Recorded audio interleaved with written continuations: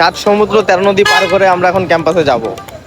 এটা কক্সবাজারও না, এটা বুড়িগঙ্গাও না, এটা হইল গিয়া বসুন্ধরা।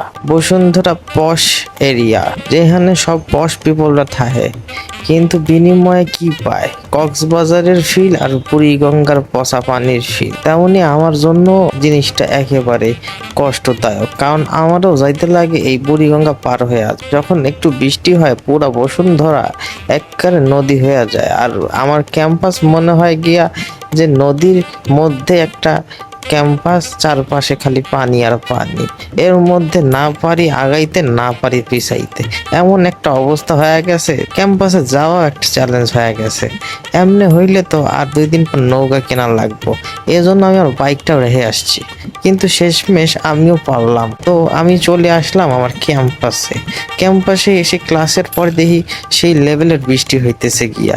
বৃষ্টি দেখে আমার মনটা একটু ভালো হয়ে গেল। ভাবলাম যে যদি একটু ফুটবল খেলা যাইতো তাহলে খুব ভালো লাগতো, কিন্তু সমস্যা হইতেছে গিয়া আমার কাছে ফুটবল নাই।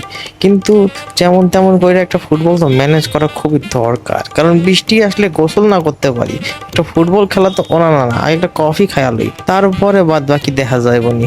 বন্ধুর টাকা দিয়ে একটা কফি খেয়ে নিলাম, তারপরে দেখে গিয়া মানুষজন বৃষ্টির মধ্যে খুব লাফালাফি করতেছে, আর কয়েকজন দেখতেছে গিয়া ফুটবল খেলতেছে। জানি না এটা কোন ধরনের ফুটবল, কিন্তু খেলতেছে, কিন্তু দেখতে ভালোই লাগতেছে।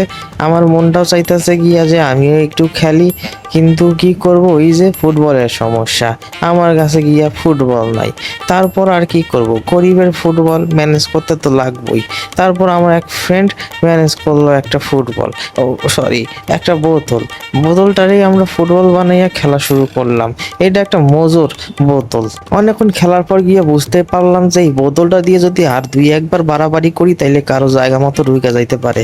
তাই আর বেশিক্ষণ রিস্ক না নিয়ে খেলাধুলা বাদ দিয়ে দিলাম।